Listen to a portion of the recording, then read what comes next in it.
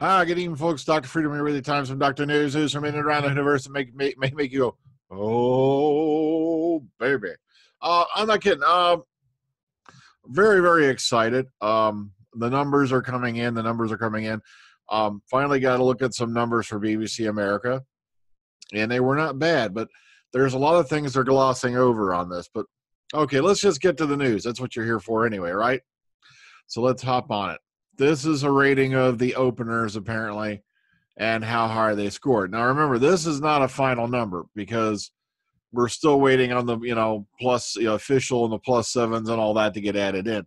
So this could easily go over Eccleston's. But remember, I don't think they really had a whole lot of online viewing options other than touring back in the days of Eccleston. Jodie's numbers could exceed Eccleston's opener with the finals and the plus sevens coming in.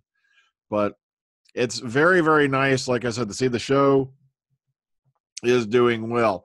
Because for a while there, everybody was like, oh, my God, the ratings are sinking. It's going to die. And then they were like, oh, God, Jodie and Shibs are going to kill the show. Hey, there's a buzz.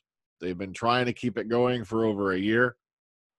And I'm just glad things are going well. But, okay, let's move on, shall we? All right. First up, there's a cute little video up that's over on the Doctor Who channel called Regenerating Doctor Who.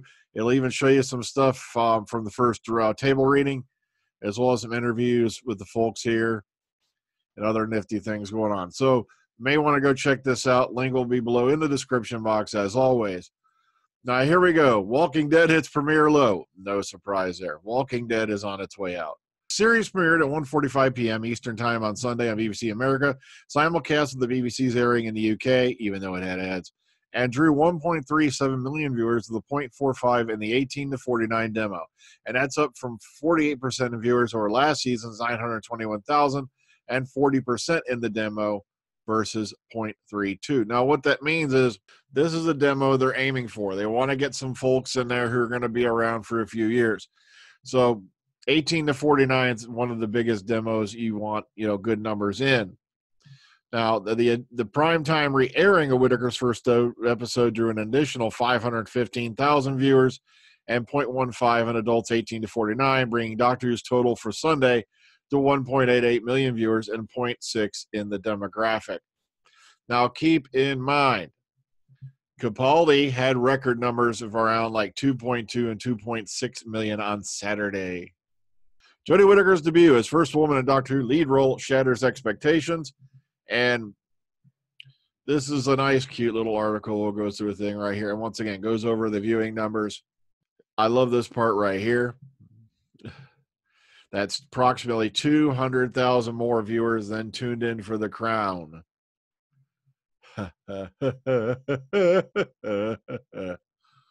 The show attracted 40.1% of British television viewers, leading The Express to declare that the BBC series premiere essentially owned primetime television. So that's good things to hear, because for a while there, everybody was all acting like dismal. Okay, this is a cute video. If you have not seen it by now, then, oh goodness, please go watch it. Now, for you folks who are, followers of Bradley Walsh on Instagram, he does that little thing called Brenners Bangers. This is a very nifty one. Please go watch it if you've not seen it yet. Okay, new plot details on the Ghost Monument. Still reeling from their first encounter, can the Doctor and new friend stay alive long enough in a hostile alien environment to solve the mystery of desolation? And just to our Angstrom and Ebso, the Doctor and new friends have barely a chance to recover from their first adventure, yada, yada, yada, and yada, yada, yada, to an alien planet. The unlikely traveling companions are faced with the struggle for survival as they try to solve the mystery at the heart of this strange, dangerous new world.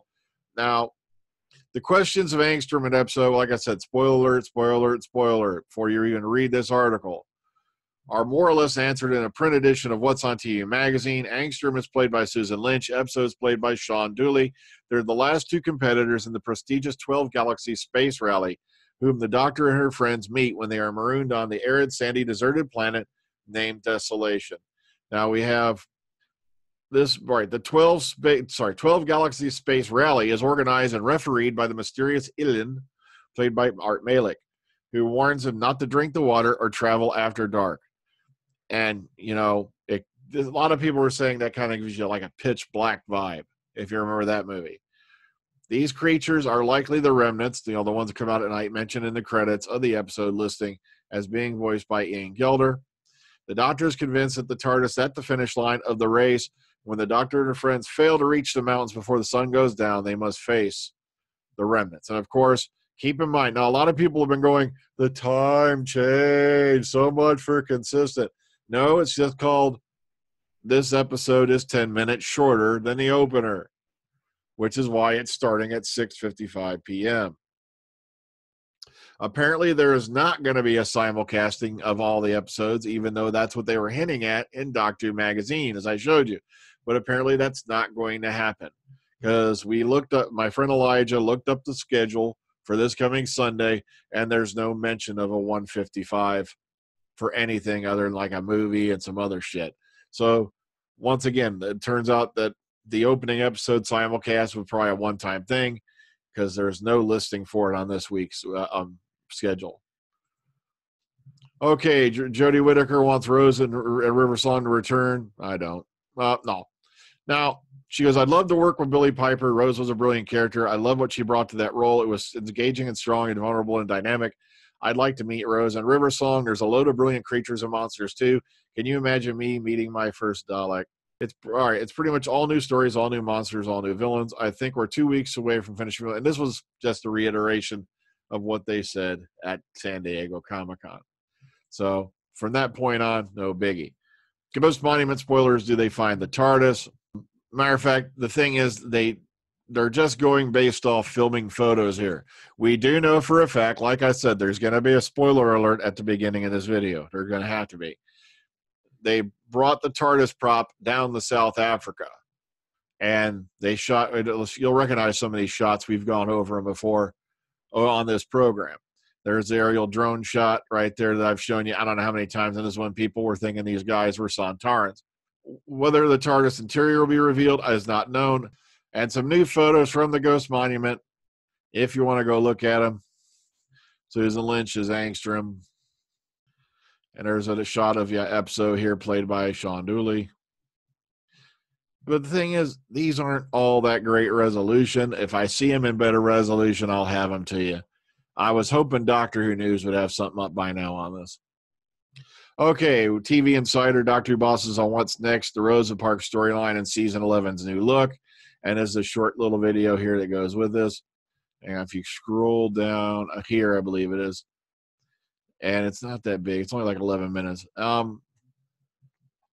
But this goes over it right here. Boom, boom, boom. If you want to read up that far, because we do know Rosa Parks is showing up for the episode that was filmed in South Africa. I believe that's episode 3. We do not have a title on that one yet, but we do know that episode 4 is titled The Witchfinders. All right, Doctor Who Season 11, Episode 2, spoiler-free preview. I love this. Run-of-the-mill and forgettable, right, is the top of this. Look at this jerk. Yeah, I know you. I've got my eyes on you. Gives it a 3-star review, but it's run-of-the-mill.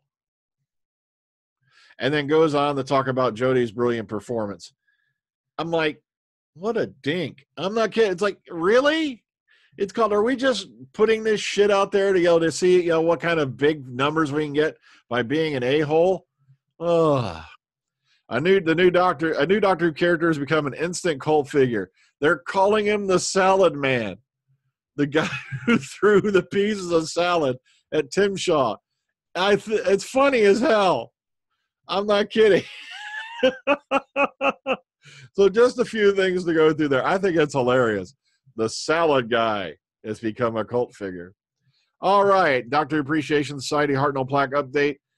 They're making a final push to raise money to fund a blue heritage plaque honoring the first Dr. William Hartnell at Ealing Studios. Now, with the planned unveiling date edging ever nearer, 2 more items available at the Society's eBay store to help raise money as needed. It's a Cosmic Mask issue, and there's from 1977.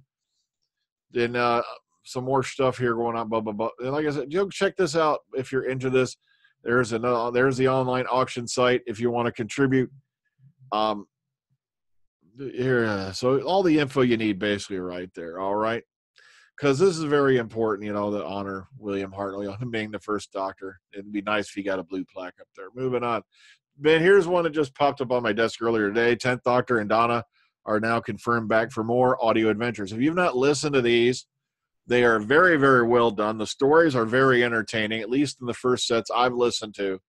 And it's like, it's really nice to be able to revisit that era. But of course, David Tennant and Catherine Tate are set to reprise their roles in Doctor Who for 3 more audio adventures in time and space in the 10th Doctor Adventures Volume 3. And they're taking the family with them. Jacqueline King will return as Sylvia Noble, Donna's mother, and returning the big finish for the first time in 11 years, Bernard Cribbins will reprise his role as Wilfred Mott, Donna's grandfather. Doctor and Donna will be back in action with 3 new audio adventures coming in May of 2019. Here's a nice little synopsis for them. And once again, May 2019, more interviews. And here's some prizes for you if you're interested. And the 10th Doctor's Volume 3 is now, the 10th Doctor Adventures Volume 3 is now available for pre-order. Here you go. Here's the link you need to go get it. While the numbers on BBC America were impressive, and the demos are high, and especially in the demographic they're aiming at, you know, which is 18 to 49, because that way, you know, they are aiming for younger as well, you know, kind of like the cigarette companies, hook them while they're young.